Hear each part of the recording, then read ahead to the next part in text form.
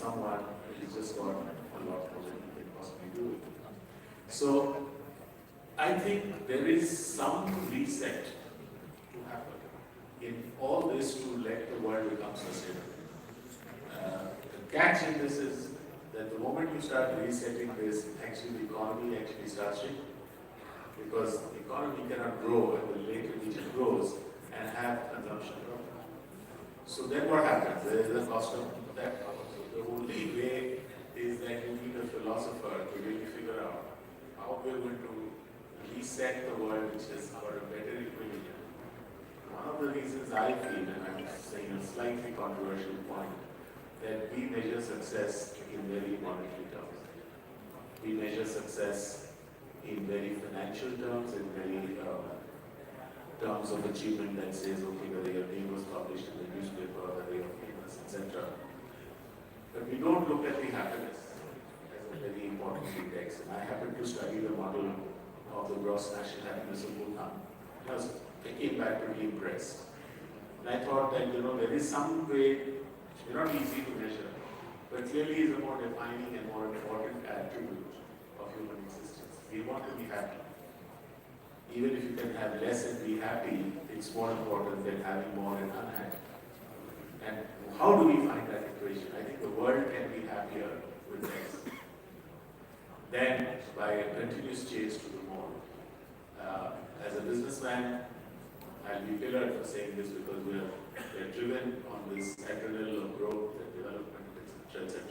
But somewhere I question myself as a human being and say, are we really on the right path? You've raised a couple of very interesting issues. One is the divide between the haves and the have-nots, which could potentially lead to social tensions going forward. So that's going to be the world of the future, where possibly a reset at some stage would be called for sustainability. Second, of course, we talked about the planet. Now, all of this, and if you look at the geopolitics of late, in the last 5 years, has the world been a lot more volatile than it has been in any 5 years, as far back as we can remember? So if we look at it statistically, we're living in the most peaceful of times. Statistically, now the death or destruction out of hostile acts of war, etc., have been very low.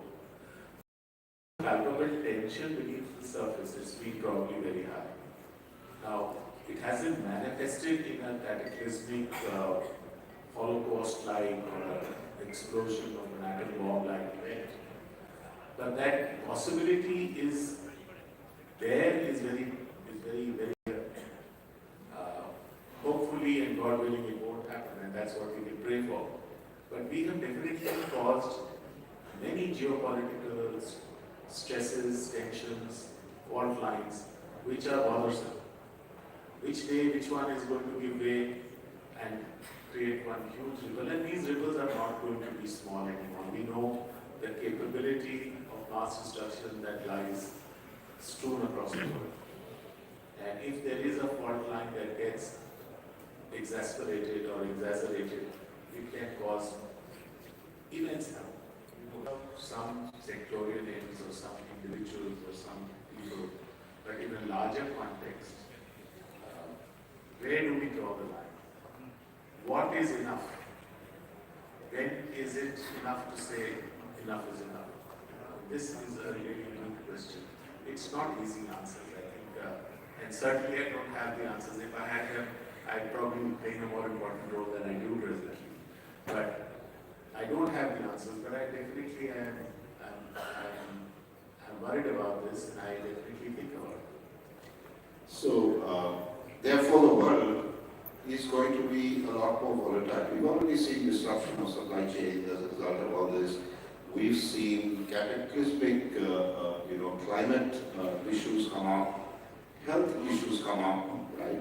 So it's going to be a much more complex, volatile world in which the new leader will have to function. I'd like to throw in another element in this discussion. In 1970 was the first time that the value of a company was more than the value of its net physical assets. Therefore, intangibles became more valuable than tangibles. Today, intangibles, if you look at the value of a lot of companies, the value of the intangibles is 85%, and the value of the tangibles is only 15%.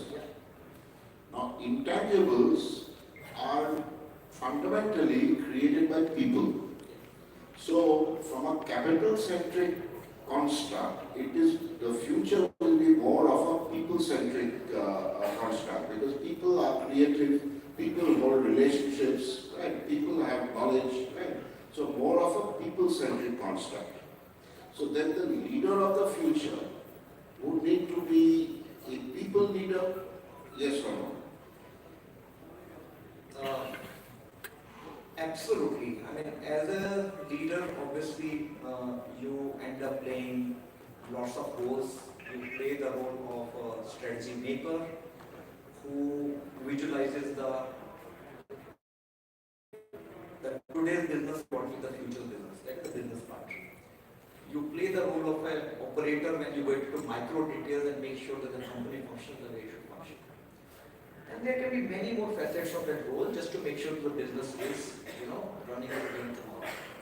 But given the context which you said, and I think this is applicable for a lot many years, with the service economy setting in much more than the manufacturing and the other economies, the people element has become the most important element. And nothing can be much more applicable than on the industry which I belong to, which is the IT industry.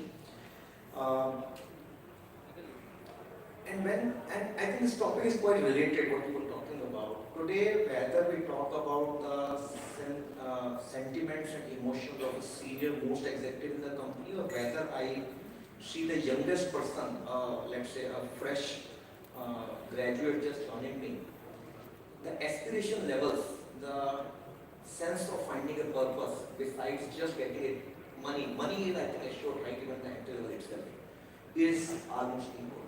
The youngster also finds wants to find value. And when you are trying to handle this type of a mix where people no more are too much worried about hierarchies, people want to do a job, they want to earn good money, but they also want to see whether this job is making an impact, not only to my nearby colleagues or my companies, but maybe beyond, what my company is making impact to the end. It is not just about paying them a CTC. It's not just about making a very nice workplace in the organization. It's actually about also giving them a picture that your company is doing a valuable work, which means, which is serving some end purpose of the society.